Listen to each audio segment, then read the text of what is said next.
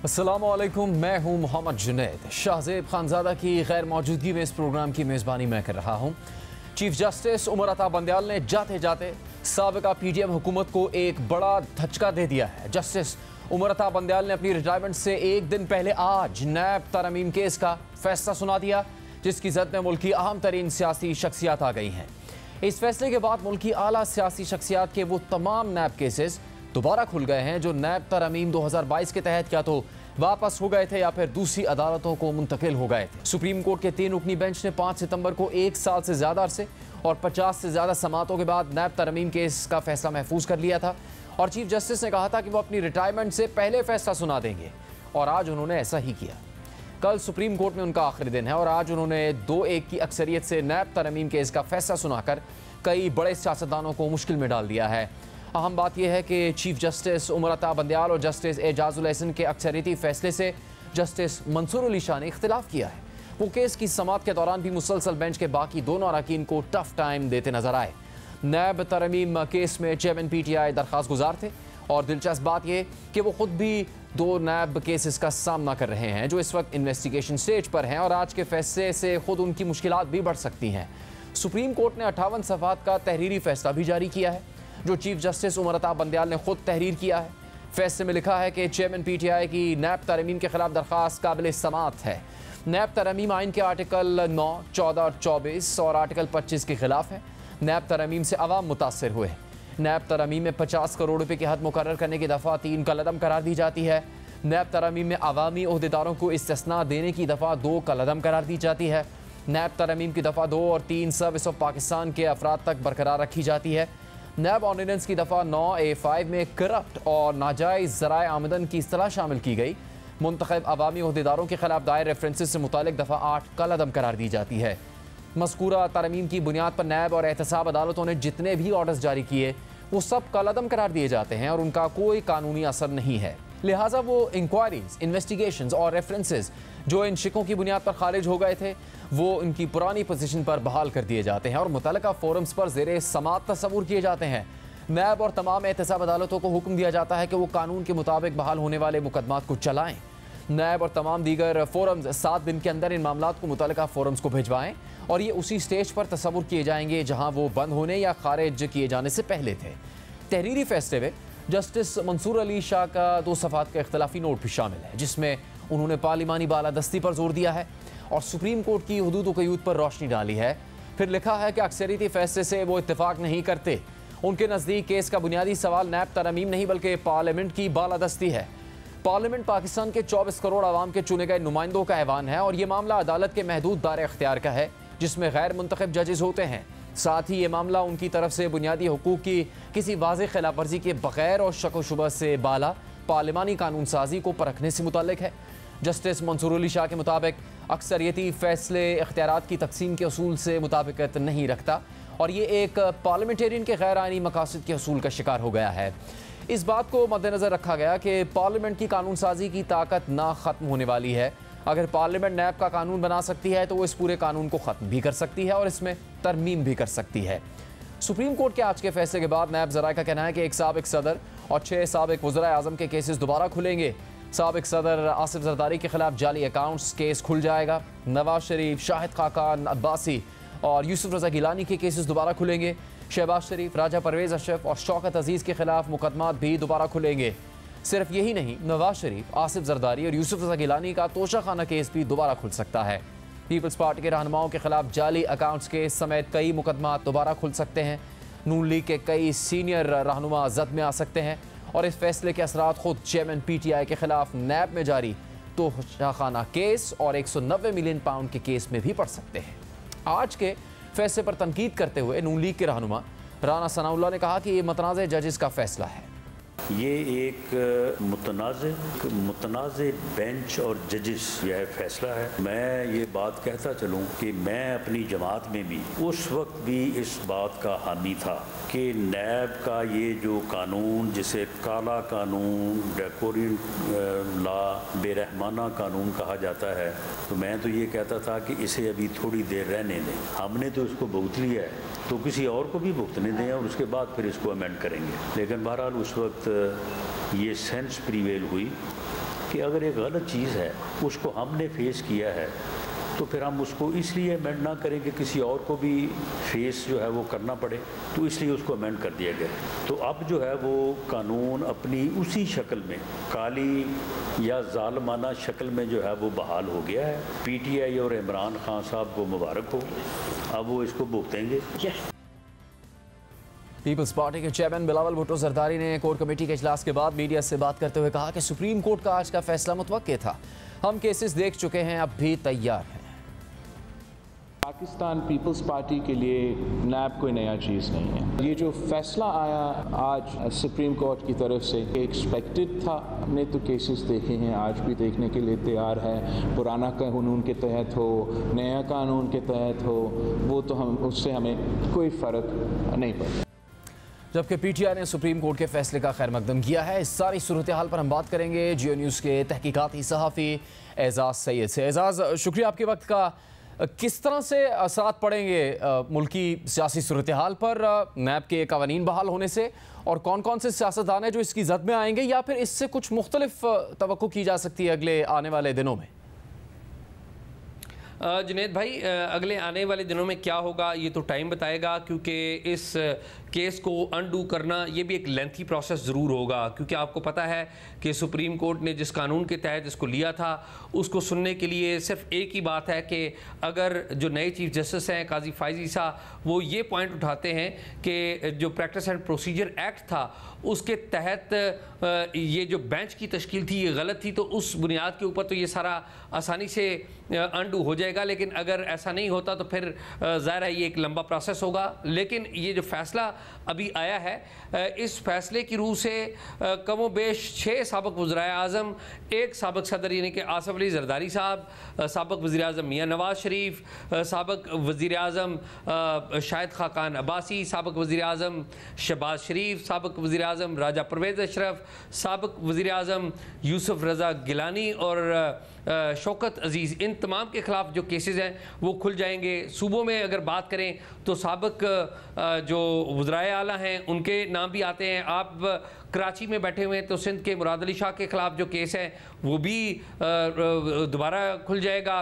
खैबर पख्तूनख्वा में जाइए तो अमीर हैदर खान होती और परवेज़ खटक, उनके ख़िलाफ़ केसेस खुल जाएंगे।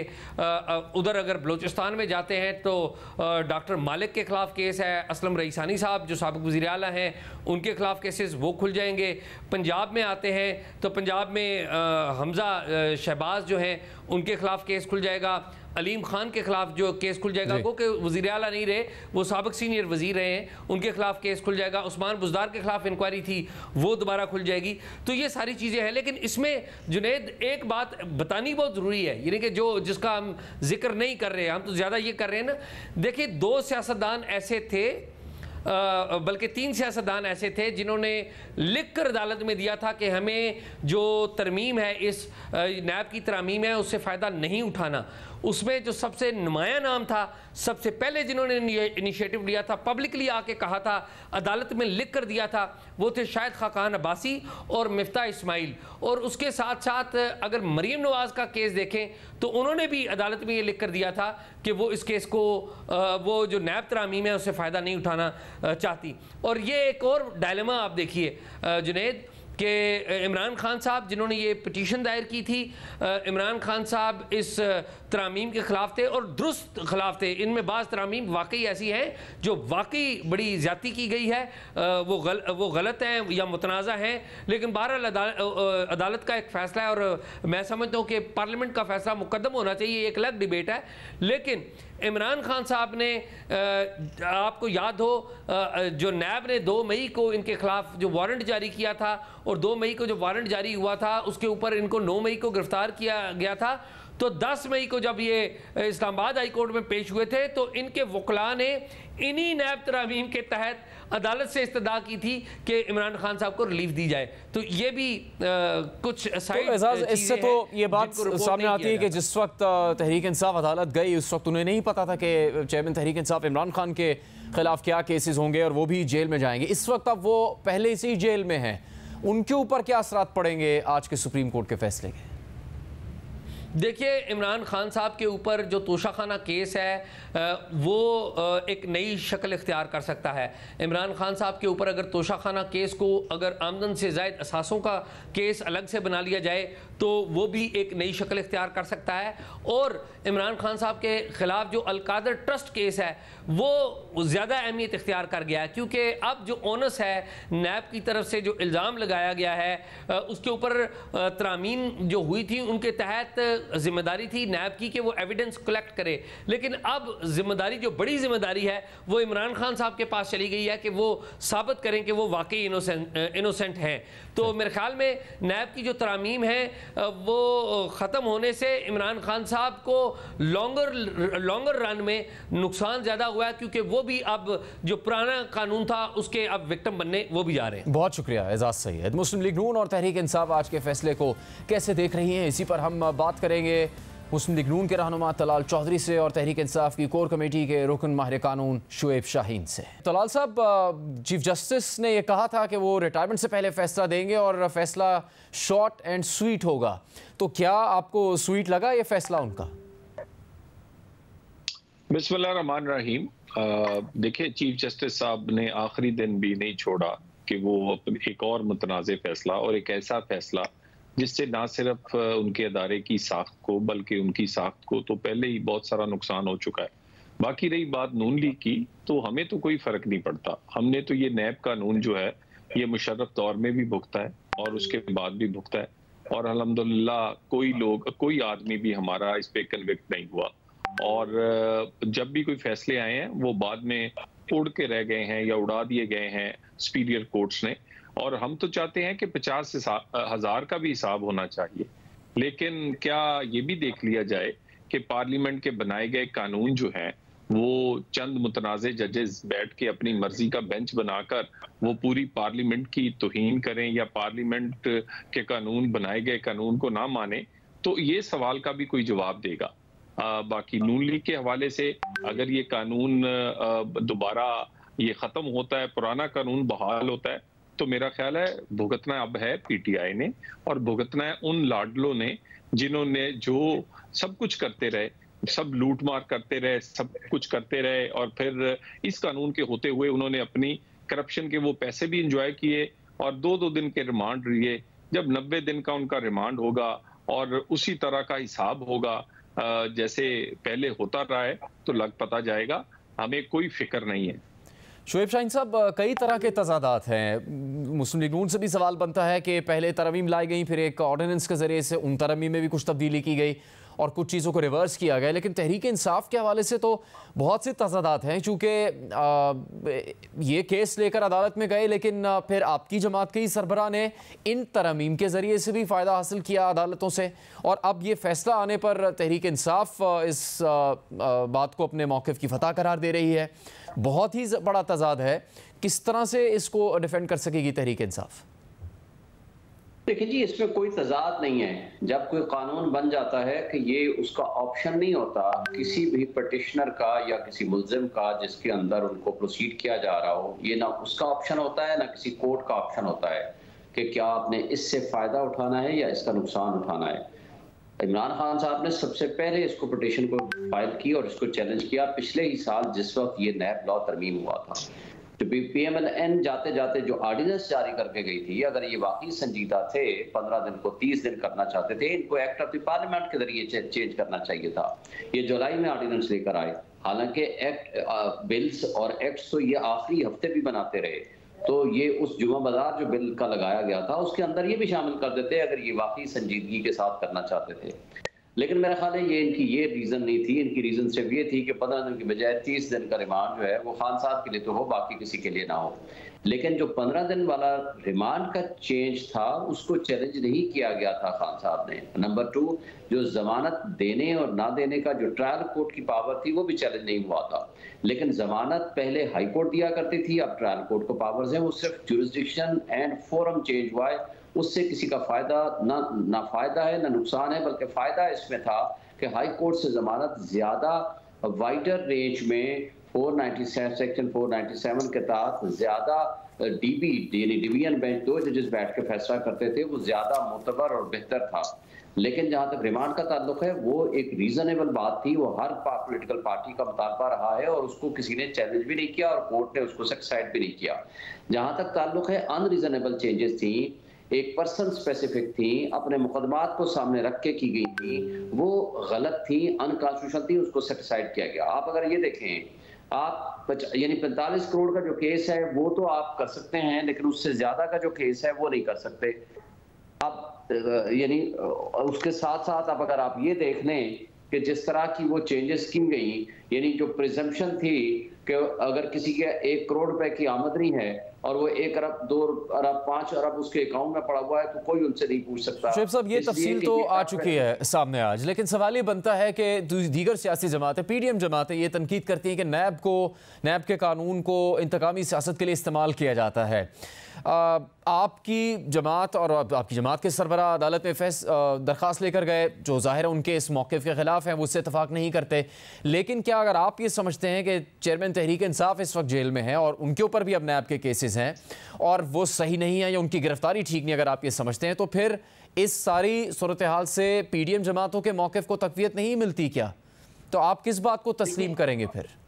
देखें, पहली बात तो यह है कि पॉलिटिकल विक्टिमाइजेशन, इसमें कोई शक नहीं, माजी में भी हुई है और अब भी हो रही है। और पॉलिटिकल विक्टिमाइजेशन नैब का इदारा हमेशा इस्तेमाल भी हुआ है। लेकिन मुझे ये बताएं कि पुलिस अगर गलत FIR काट दे, ये तो 2 मुकदमात है ना खान साहब के खिलाफ नैब के, जो 180 बाकी मुकदमात हैं, क्या PPC को हम खत्म कर देंगे? अगर कोई मिसयूज ऑफ अथॉरिटी कर रहा है तो दैट इज रॉन्ग, वो गलत है, उसको खत्म होना चाहिए, रूल ऑफ लॉ होना चाहिए, आइन की बालादस्ती होनी चाहिए। लेकिन क्या हम पूरे एहतसाब के निज़ाम को मलियामेट कर दें और उसको ख़त्म कर दें? स्ट्रॉन्ग अकाउंटेबिलिटी का सिस्टम अगर नहीं होगा तो उस मुल्क में करप्शन मजीद फ़रोग पाएगी। आप करप्शन को अगर रोक नहीं सकते मुकम्मल तौर पर, कम से कम उसको मिनिमाइज तो कर सकते हैं, और वो तभी मुमकिन है कि जब आपका एक स्ट्रॉन्ग अकाउंटेबिलिटी का एक सिस्टम होगा, जो कि नैब की सूरत में मौजूद है और था।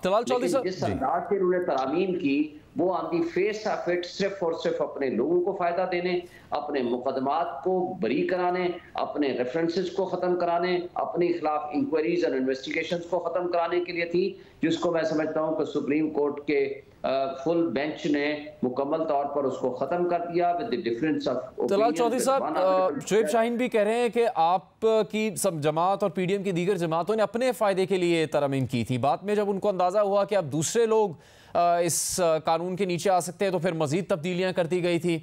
तो इस तरह तो उनका जो इल्ज़ाम है और इस प्रोग्राम में भी दोहरा रहे हैं, वो बात सही साबित हो जाएगी फिर?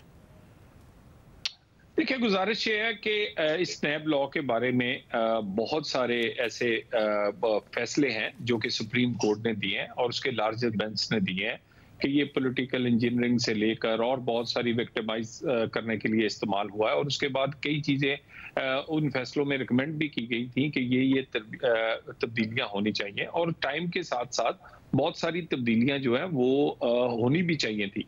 यानी पाकिस्तान में आप सियासतदानों को एक साइड पे रख दें, बहुत बिजनेसमैनों की ये शिकायत है कि उन्हें बिला वजह हरासा किया जाता है, और पाकिस्तान में जो इन्वेस्टमेंट है, जो फॉरेन इन्वेस्टमेंट है, वो इसलिए नहीं कई दफा आती कि यहाँ पर इस तरह के कवानीन है। सिर्फ सियासतदानों और के भी ये कोई हमने अपने फायदे के लिए किए, यानी पहले भुगता है मुशर्रफ दौर में, फिर भुगता है उसके जो शागिर्द इमरान खान के दौर में ये नैब भुगती है, तो हमें तो इस पे कोई फायदा नहीं हुआ। हमारे केसेस तो ज्यादातर जो है वो मेरिट पर उसका डिसीजन हुआ है। बाकी बात, एक अहम सवाल का जवाब क्यों नहीं देते? क्या 2-2 रुकनी बेंच जो है वो अब उठा के पूरी पार्लियामेंट के फैसले बाहर फेंक दिया करेगा? और ये तो कम से कम ये तो एक मजाक है कि वो पार्लियामेंट जो कानून बनाती है उसकी कोई अहमियत नहीं है। अहमियत है कि आप अपनी मनमर्जी के फैसले कर दिए जाए। और क्या इन केसेस में नहीं कहा गया दूसरी पार्टियों की तरफ से कि फुल बेंच बना दें? अगर इतना ये फैसला मोतबर था और इतने ये ऐसे पॉइंट्स हैं कि इस पे हर सूरत ये फैसला आना था, तो फुल कोर्ट क्यों नहीं बनाया?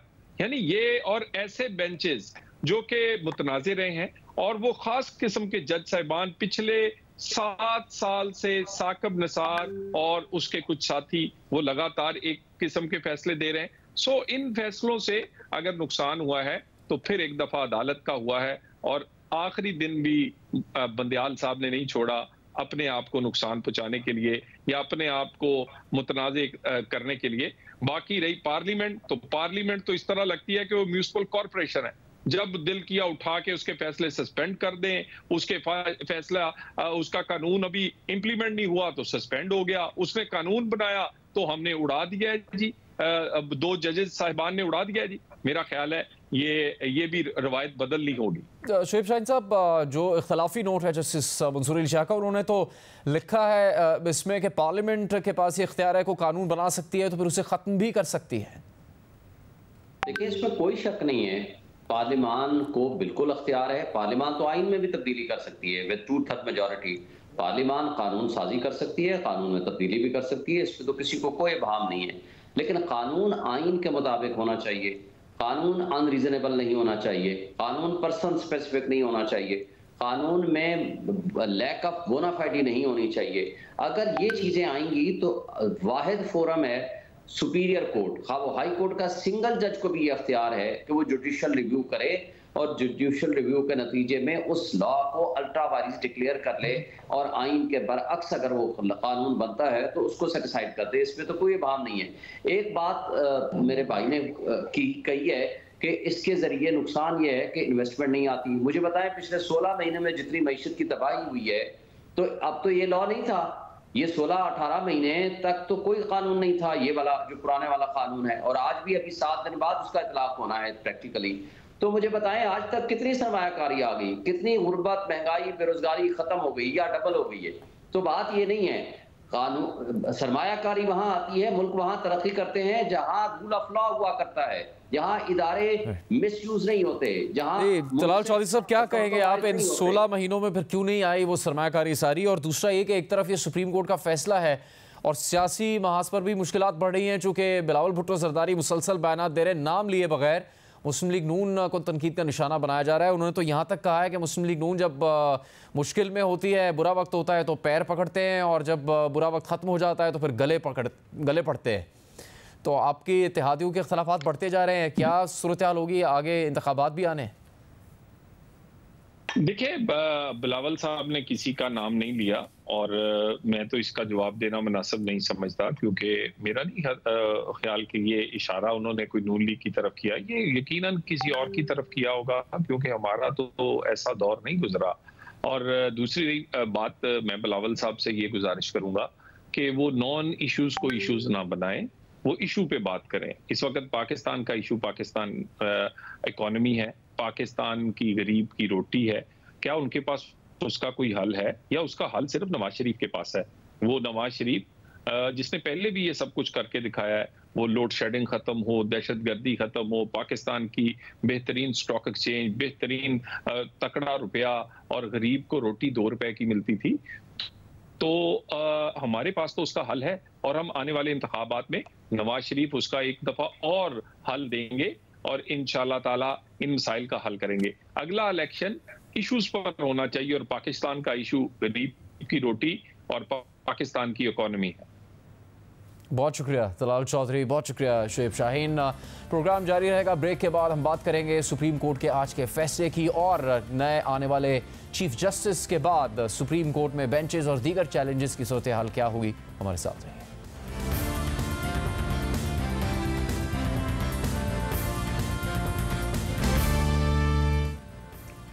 प्रोग्राम में एक बार फिर खुशामदीद। नामजद chief justice of Pakistan justice Qazi Faez Isa की हलबर्दारी इतवार 17 सितंबर को मुतवक्की है। जस्टिस काजी फायद ईसा 26 अक्टूबर 2024 तक, यानी 1 साल से कुछ ज़्यादा अरसे तक पाकिस्तान के चीफ जस्टिस रहेंगे।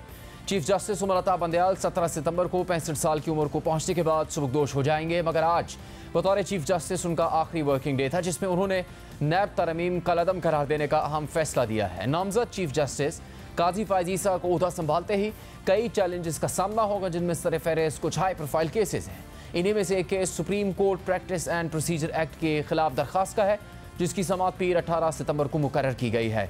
सुबकदोश होने वाले चीफ जस्टिस उमर अता बंदियाल की सरबराही में 8 रुकनी लार्जर बेंच ने इस एक्ट पर हुक्म इम्तना दिया था, लेकिन चीफ जस्टिस की रिटायरमेंट के बाद ये बेंच टूट जाएगा और नए आने वाले चीफ जस्टिस काजी फायद ईसा को हल्फ उठाने के बाद बेंच तश्कील देना होगा। और ज़राए के मुताबिक प्रैक्टिस एंड प्रोसीजर एक्ट पर फुल कोर्ट बनाने का भी इम्कान है।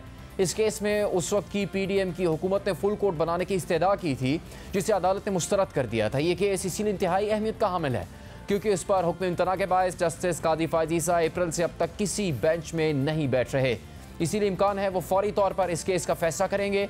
इसी केस से जुड़ा हुआ एक मसला सुप्रीम कोर्ट में बेंचेस की तश्कील का भी है, जिस पर चीफ जस्टिस उमर अता बंदयाल के दौर में बहुत से तनाज़ात ने जन्म लिया और उन पर तनकीद हुई कि वो मखसूस जजेस को बिठाकर मनपसंद फैसले करते हैं। खुद जस्टिस काजी फायद ईसा ने इस हवाले से खुलकर एतराज़ात किए। अब सबकी नज़रें चीफ जस्टिस काजी फायद ईसा की तरफ होंगी कि वो बेंचेस की तश्कील किस तरह करते हैं और किस तरह तवाज़ुन बरकरार रखते हैं। इसके अलावा supreme court judgments and orders act और आज आने वाले नैब तरमीम के खिलाफ फैसलों पर नज़रसानी की दरख्वास्तें भी आ सकती हैं, जिन पर चीफ जस्टिस काजी फायद ईसा को फैसले करना होंगे। एक और बहुत अहम मामला आइंदा आम इंतखाबात की तारीख का है और ऐन मुमकिन है कि मामला भी सुप्रीम कोर्ट में चला जाए और इस पर भी चीफ जस्टिस काजी फायद ईसा को ही फैसला करना पड़े। सुप्रीम कोर्ट में जजेस के तकर्रुर का मामला भी चीफ जस्टिस उमर अता बंदयाल के दौर में कई दफ़ा तनाज़े का शिकार हुआ। बहुत से जूनियर जजेस को सुप्रीम कोर्ट में तैनात किया गया और सीनियर जजेस को नज़रअंदाज किया गया, जिस पर जस्टिस काजी फायद ईसा ने बहुत सख्त मौक़िफ़ इख्तियार किया था। अब भी सुप्रीम कोर्ट में एक जज की असामी खाली है और चीफ जस्टिस उमर अता बंदयाल की रिटायरमेंट के बाद 2 असामियाँ खाली हो जाएंगी, जिन पर फौरी तौर पर चीफ जस्टिस काजी फायद ईसा को तैनातियाँ करना होंगी। इसके अलावा भी बहुत से सियासी और आइनी मामला हैं जो चीफ जस्टिस काजी फायद ईसा के दौर में सुप्रीम कोर्ट आ सकते हैं और इस हवाले से सबकी नज़रें चीफ जस्टिस काजी फायद ईसा पर लगी होंगी। ये और इससे जुड़े दीगर मामला पर हम बात करेंगे senior court reporters Abdul Qayyum Siddiqui और मतीउल्लाह जान से, जो इस वक्त हमारे साथ प्रोग्राम में मौजूद हैं। क़य्यूम सिद्दीकी साहब, आज जो फैसला आया है, पिछले कुछ महीनों से, कुछ अरसे से जो कुछ चल रहा था, जिस तरह की तनकीद हो रही है, जिस तरह के तनाज़ात ने सुप्रीम कोर्ट में जन्म लिया, जो कि काजी फायद ईसा नए चीफ जस्टिस होंगे उनकी राय है, उसी को ही तक़वियत मिली, उसी चीज़ को हम कहेंगे कि उसकी तस्दीक हुई आज के फैसले से, या फिर कोई नई चीज़ भी इससे खुलकर सामने आई है और आगे आने वाले दिनों में अब उसके असरात कैसे पड़ेंगे? देखें, जो आज का न सिर्फ नैब तरमीम का जो केस है, ये 184(3) के नीचे ही समाअत हुआ है और इस केस के अंदर जो है वो जब 26 अप्रैल को इसकी समाअत हुई थी तो जस्टिस मंसूर अली शाह ने प्रैक्टिस एंड प्रोसीजर एक्ट का हवाला देते हुए ये कहा था कि इस मुकदमे की समाअत जो है वो मौखर कर दी जाए या फिर इसके ऊपर फुल कोर्ट तश्कील दिया जाए। और फिर इस मामले को उन्होंने दोबारा उठाया और उस पर फिर जब ये सवाल की सूरत में आया तो उस पर बहस हुई और उसमें भी जस्टिस मंसूर अली शाह का यही मौक़िफ़ था कि इस पर फुल कोर्ट बनना चाहिए, जबकि 2 फाजिल जज साहिबान का कहना था कि प्रैक्टिस एंड प्रोसीजर एक्ट जो है वो स्टेड है, तो लिहाजा क्योंकि इसकी लंबी समातें हो चुकी हैं उस पर किया जाए। तो ना सिर्फ ये नैब तरमीम का जो केस है इसका फेट, बल्कि इसके साथ जुड़े हुए वो 13 अप्रैल के बाद से 184(3) के होने वाले फैसले जो हैं उन सब की किस्मत का फैसला जो है वो प्रैक्टिस एंड प्रोसीजर एक्ट की फाइनल एडजुडिकेशन से जुड़ा हुआ है। अब इस हवाले से जो इतलात हैं और वो ये हैं कि मंडे को जो है वो प्रैक्टिस एंड प्रोसीजर एक्ट जो है उसके हवाले से मुकदमा समाअत के लिए मुकर्रर है और गालिब इम्कान ये है कि उसके ऊपर फुल कोर्ट बनाया जाए।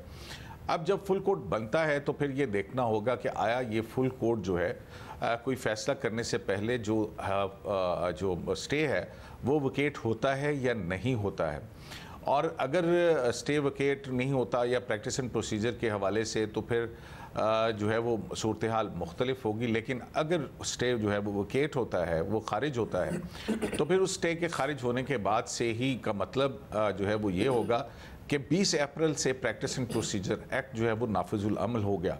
अब जब वो बैक डेट से नाफिजुल अमल हो गया तो इस दौरान में जो बेंचेस की तश्कील होनी थी और मुकदमात की फिक्सेशन का प्रैक्टिस एंड प्रोसीजर के अंदर जो बताया गया है वो अब रूबा अमल हुआ, तो फिर उन बेंचेस की तश्कील के ऊपर बहुत बड़ा एक सवाल खड़ा होगा और उनके जब बेंचों की तश्कील के हवाले से सवाल होगा तो फिर उनके फ़ैसले भी जो हैं उसके ऊपर कैसे अमल दरामद होगा नहीं होगा। तो इस हवाले से फिर जो है वो ये सारे मामला जो हैं बहुत ज़्यादा अहमियत का इख्तियार या रुख जो है वो इख्तियार कर जाएंगे। तो जो लगता है ऐसे ही है कि फुल कोर्ट मीटिंग जो है वो हम ऐसा देखेंगे कि अगर फुल कोर्ट बनता है मंडे को तो फिर वो फुल कोर्ट इजलास जो कि बंद कमरों के पीछे होता है, तो ये हम इसको एक इस तरह का फुल कोर्ट मतीउल्लाह साहब जो आज का फैसला है उससे इख्तियारात से मुताल्लिक होगा ये। ठीक है मतीउल्लाह साहब, आज के फैसले से क्या इस तासुर को तक़वियत मिलती है कि जो पार्लियामेंट ने कानून साजी की उसमें खामियां थी, उसकी निशानदही करना चाहते थे चीफ जस्टिस और उसी की बुनियाद पर 2-1 का फैसला हुआ, या फिर कोई एक सियासी जमात जिनके सरबराह इस वक्त केसेस से मुतासर हैं उनके मवाजने में दूसरी जमातों के केसेस की जो सूरत हाल पैदा हुई उसके हवाले से फैसला किया जाना चाहिए था, उस तासुर को तक़वियत मिलती है? क्या इस अख़ज़ किया जा सकता है आज के इस फैसले से? कह तो पहले ही चुके थे चीफ जस्टिस के रिटायरमेंट से पहले वो फैसला देंगे। जी हाँ, यही वो शॉर्ट एंड स्वीट फैसला था जो यकीनी तौर पे दरख्वास्त गुज़ार इमरान खान के लिए बड़ा ही स्वीट था और बड़ा ही शॉर्ट था, मगर जो इमरान खान के मुखालफिन हैं उनके लिए ना तो ये शॉर्ट था और ना ही स्वीट था। और जहाँ तक आपने कहा कि इसमें कानूनी नकाइस थे या खामियां थी, तो पार्लियामेंट पूरी दुनिया में जो होती हैं वो जो कानून बनाती है वो परफेक्ट नहीं होता। कभी कभी कानून परफेक्ट नहीं होता, कभी सोसाइटी इवॉल्व कर जाती है, उसमें तब्दीली लानी पड़ती है। तो ये तो इशू था ही नहीं क्योंकि अगर किसी भी पार्लियामेंट के बनाए गए कानून में कोई भी खामियां हैं तो उसको पार्लियामेंट खुद ही दूर करती है, उसमें तरमीम करती है। और इसी वजह से नैब के कानून में यह तरमीम लाई गई थी क्योंकि नैब का कानून सियासी इंजीनियरिंग के लिए इस्तेमाल हुआ और सुप्रीम कोर्ट के मौजूद जजेस जैसे कि जस्टिस रिटायर्ड मकबूल बाकर अपनी जजमेंट में और दीगर जजेस भी जस्टिस मंसूर अली शाह ये लिख चुके हैं कि नैब के कानून को सियासी हथियार के तौर पर इस्तेमाल किया गया और इससे जो इंसान की तकरीम थी, डिग्निटी ऑफ ह्यूमन बीइंग, उसको भी ब्रीच किया गया, वायलेट किया गया, राइट टू लाइफ भी वायलेट हुआ। लोगों को कहीं कहीं रिमांड के नाम पे या अंडर ट्रायल मुल्ज़िम के नाम पे जेलों में रख के कई दफ़ा भुला भी दिया गया। तो कानूनी नकाइस तो किसी भी कानून में होते हैं और यही बात आज जस्टिस मंसूर अली शाह ने अपने इख्तलाफी नोट में भी कही है कि ये पार्लियामेंट जो कि 24 करोड़ आवाम की मुंतखब नुमाइंदा पार्लियामेंट है, ये उसका अख्तियार है कि वो किसी कानून को अगर चाहे तो ख़त्म भी कर सकती है, जैसा कि नैब ने कहा है। जहाँ तक इस बात का ताल्लुक है कि क्या किसी पार्टी को इसका फ़ायदा हुआ है, तो यकीनी तौर पर इसका फ़ायदा चीफ जस्टिस उमर अता बंदयाल ने इमरान खान को, दरख्वास्त गुजार को पहुँचाया है और ये उनका शायद आखिरी गुड टू सी यू था इमरान खान के लिए, जो इमरान खान जेल में बैठे हैं। और इस फैसले की मदद से इमरान खान के सियासी मुखालफिन को एक दफ़ा फिर फंसाने की कोशिश की गई है। उनके जो मुकदमात जो पार्लियामेंट ने कानून के ज़रिए कुछ को ख़त्म किया था और कुछ की कार्रवाई महदूद कर दी थी, उन मुकदमात को चीफ जस्टिस उमर अता बंदयाल ने बहाल किया है और ये बहुत बड़ा सियासी फ़ैसला है मैं समझता हूँ। और चीफ जस्टिस उमर अता बंदयाल का ये जो सियासी फ़ैसला है, इसको अब पीर के दिन जब नए चीफ जस्टिस काजी फायज़ ईसा आएंगे तो जो प्रैक्टिस एंड प्रोसीजर एक्ट जैसे कि कयूम सदीकी ने बताया है वो सबसे बड़ी रुकावट होगा। चीफ जस्टिस काजी फायज़ ईसा हल्फ उठाने के बाद कुछ भी नहीं कर पाएंगे जब तक प्रैक्टिस एंड प्रोसीजर एक्ट के जो स्टेटस है उसकी वजाहत नहीं होती, क्योंकि जस्टिस काजी फायज़ ईसा पहले भी तहरीरी तौर पे ये कह चुके हैं, करार दे चुके हैं कि प्रैक्टिस एंड प्रोसीजर एक्ट के बगैर वो केस नहीं सुनेंगे और वो कई माह से केस इसी वजह से। मतीउल्लाह साहब, इसमें तो ये बात बहुत ज़्यादा अहम है जो आप कह रहे हैं, क्योंकि जस्टिस काजी फायज़ ईसा के मुताबिक तो जब तक प्रैक्टिस एंड प्रोसीजर एक्ट का फैसला नहीं हो जाता, जो बेंच बनाए जा रहे हैं उनकी भी हैसियत पर सवाल उठता है। तो जब वो चीफ जस्टिस बन जाएंगे तो फिर अब तक जो बेंच बने हैं और अब ये बेंच भी जिसने आज फैसला दिया था, इनके फैसलों का इनकी हैसियत क्या होगी?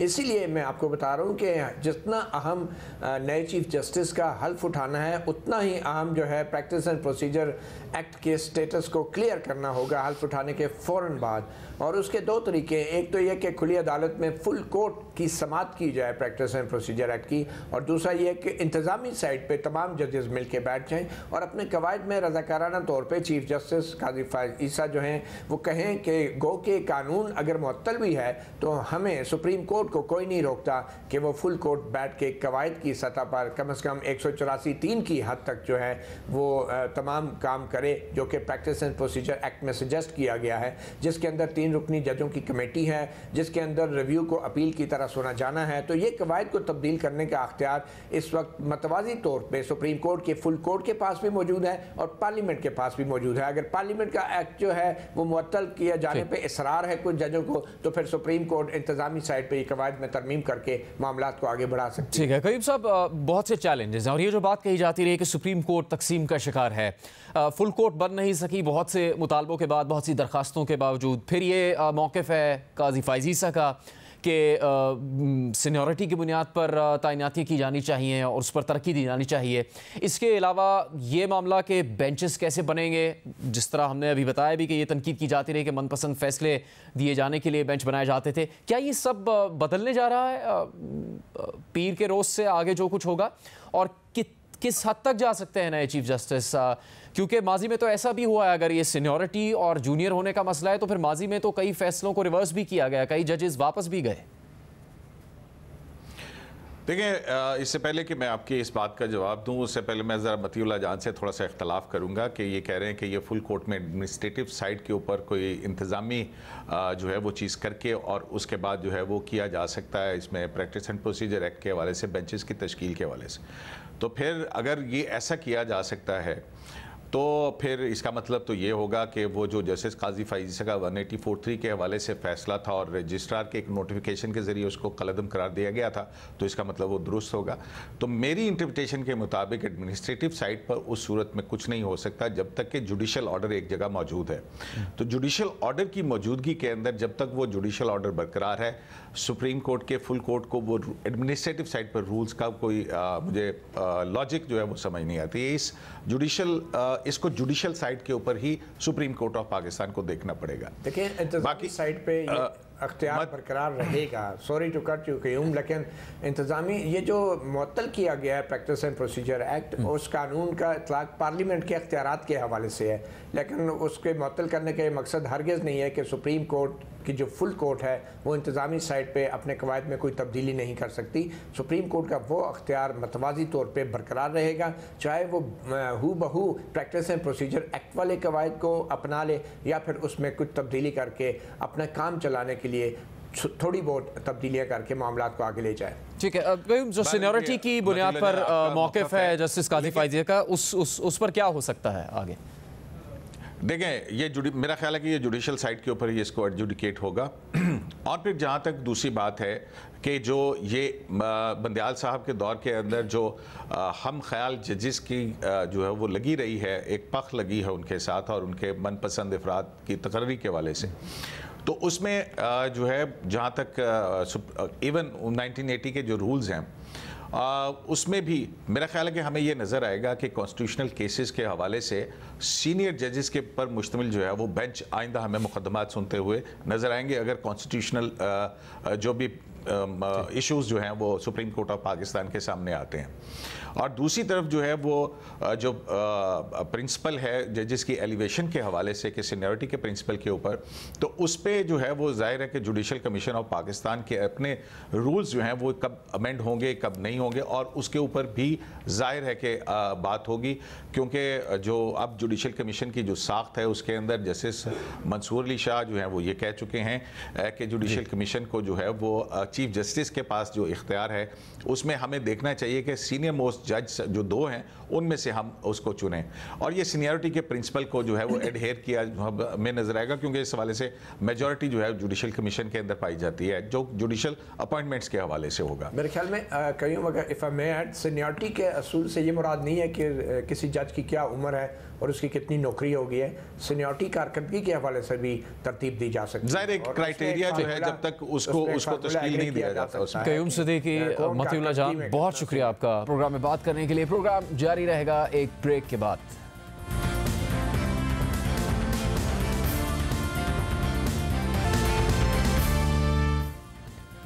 चेयरमैन पीटीआई की अटक जेल में अपने बेटों से टेलीफोन पर बात करने के मामले पर जेल सुपरिटेंडेंट ने खुसूसी अदालत में आज जवाब जमा करवा दिया है, जिसमें जेल हुक्काम ने चेयरमैन पीटीआई की बेटों से टेलीफोनिक गुफ्तगू करवाने से इनकार कर दिया।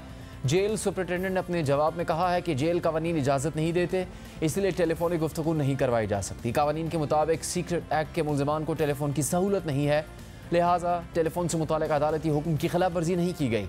सुपरिटेंडेंट अटक जेल ने पंजाब प्रिजन फाउंडेशन का खत भी अदालत में जमा करवाया, जिसमें कहा गया है कि प्रिजनर्स कवानीन 1978 के मुताबिक कैदियों को बैरून मुल्क टेलीफोन पर बात की इजाज़त नहीं है। खुसूसी अदालत के जज अबुल हसनात जुल्करनैन ने अटक जेल सुपरिटेंडेंट के जवाब पर 18 सितंबर को दलाइल तलब कर लिए हैं। 31 अगस्त को तहरीक इंसाफ के चेयरमैन अपने वकला के जरिए साइफर केस सुनने वाली खुसूसी अदालत से दरख्वास्त की थी कि वो अपने बेटों से बात करना चाहते हैं, जिसके बाद अदालत ने चेयरमैन PTI को अपने बेटों से टेलीफोन पर बात करने की इजाज़त दे दी थी और सुपरिटेंडेंट जेल को इंतजाम करने की हिदायत की थी, जिस पर आज जेल हुकाम ने अदालत को बताया कि जेल के कवानीन ऑफिशियल सीक्रेट एक्ट के मुलजिम के हवाले से इस तरह की इजाज़त नहीं देते। चेयरमैन PTI 5 अगस्त से अटक जेल में कैद हैं। पहले वो तोशाखाना केस में सज़ा काट रहे थे, मगर इस्लामाबाद हाईकोर्ट ने उनकी सज़ा मुअत्तल कर दी थी, लेकिन उनकी रिहाई से पहले पता चला कि FIA उन्हें साइफर केस में भी गिरफ्तार कर चुकी है, इसीलिए वो बाहर नहीं आ सकते। कल साइफर केस में खुसूसी अदालत ने उनकी जमानत की दरख्वास्त भी मुस्तरद कर दी थी।